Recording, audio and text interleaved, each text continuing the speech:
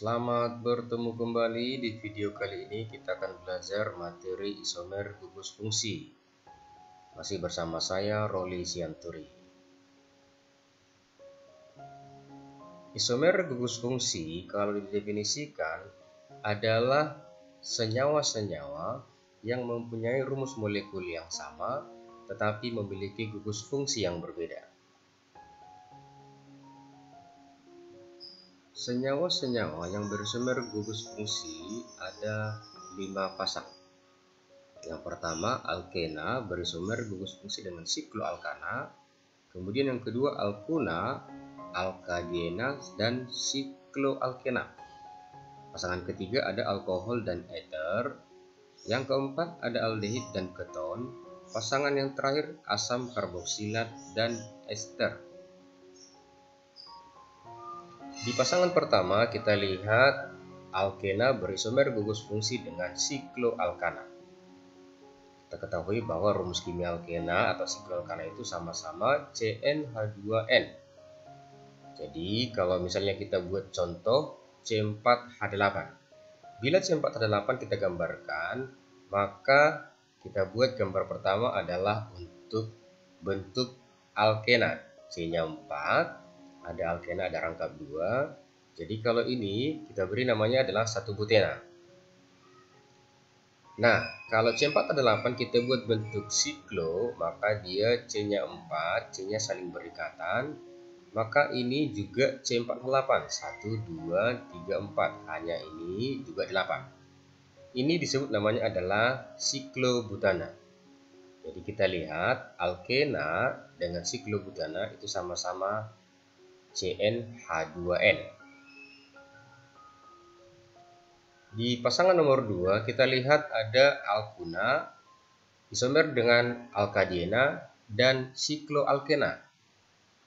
Nah, rumus umum alkuna kita tahu bahwa CnH2n kurang 2. Jadi kalau misalnya kita buat satu contoh C4H6. Bila C4H6 kita gambarkan, maka gambar pertama kita buat untuk bentuk alkuna.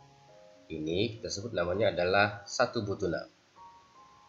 Kemudian kalau kita buat dia bentuk C-nya 4, namun kita buat ada 2 rangkap 2. Ini disebut namanya diena. Jadi kalau kita beri penomoran, maka nomor 1, 2, 3. Kita lihat rangkap ini ada di C nomor 1 dan C nomor 3. Maka kalau kita buat penamaannya adalah nama yupaknya 1,3 butadiena.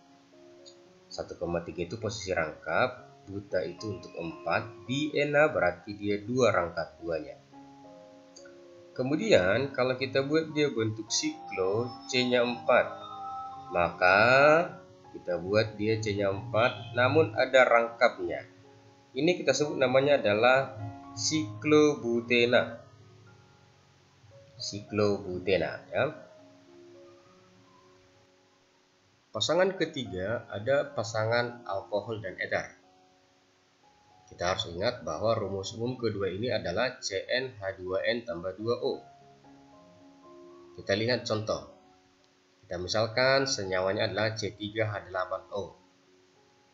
Nah, untuk alkohol, maka kalau kita buat bentuknya adalah ROH. Jadi, bentuk rantai karbon kemudian berikatan dengan OH. Kalau kita buat penomoran maka nomor 1, 2, 3 berurutan. Kemudian ada gugus alkohol. Nah, kalau kita berikan penomoran maka ini adalah 1 propanol karena di nomor 1 OH-nya. Untuk nama trivial kita beri namanya profil alkohol. Kalau dalam bentuk eter maka kita gambarkan dia CH3O, CH2, CH3.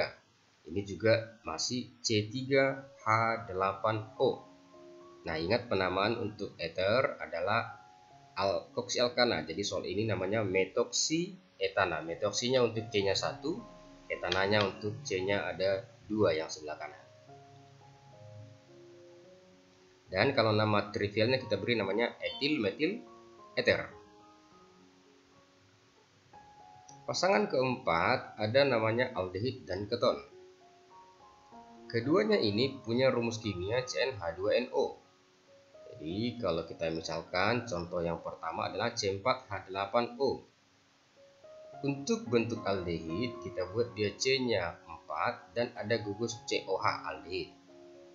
Ingat, untuk nama iupaknya adalah butanal. Kalau nama trivial sering disebut butiraldehid. Untuk bentuk keton kita buat dia C-nya 4 tapi ada gugus keton CO. Nah, kita lihat bahwa ini adalah 2 butanon karena di nomor 2 posisi karbonilnya dan C terpanjang 4. Untuk nama trivial sering disebut etil metil keton. Etilnya yang di sebelah kanan, metil yang di sebelah kiri, ketonnya C karbonilnya. Untuk pasangan nomor 5, pasangan untuk asam karboksilat dan ester. Nah, kita tahu bahwa rumus umum kedua ini adalah CnH2nO2. Kalau kita misalkan, kita lihat contoh C3H6O2. Kalau digambarkan, maka ini ada karboksilat dengan COH, maka nama iupaknya ini adalah asam propanoat. Kalau nama trivial sering disebut asam propionat. Nah, senyawa ini C3H6O2 juga bisa kita gambarkan bentuk ester RCOOR.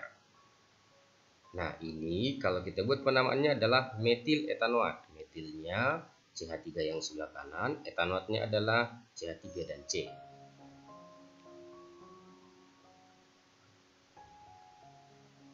Untuk mempermudah memahami, maka coba kalian lihat contoh nomor 1, soal latihan nomor 1. Senyawa berikut yang bersumber gugus fungsi dengan satu pentuna. Jadi untuk menjawab soal ini, kalian harus ingat satu pentuna, C-nya berapa, dan berikatan rangkap berapa. Maka ingatlah tadi pembagian isomer gugus fungsi supaya bisa menjawab nomor 1. Di soal nomor 2, pasangan berikut yang bersumber gugus fungsi. Jadi kalian harus bisa menjawab berdasarkan gugus fungsi masing-masing. Dan ingat, jumlah C-nya harus sama. Jumlah C kalau bersumber harus sama, ya. Di soal nomor 3 ini, senyawa dengan rumus molekul C3H6O. Jadi C3H6O itu kalian golongkan dulu golongan apa, apakah alkohol, aldehid, keton, atau yang lain. Kemudian carikan pasangannya. Di soal terakhir nomor 4, molekul berikut yang merupakan isomer dari C4H10O. Nah, sama dengan nomor 3, C4H10O golongkan dia menjadi golongan apa, apakah alkohol, kemudian aldehid atau asam karboksilat, kemudian cari namanya yang mungkin. Salah satu isomernya itu maksudnya. Baik, demikian video kita kali ini, semoga bermanfaat bagi kalian. Jangan lupa di like, komen, dan share. Sampai jumpa di video pembelajaran berikutnya bersama saya Roli Sianturi. Thank you.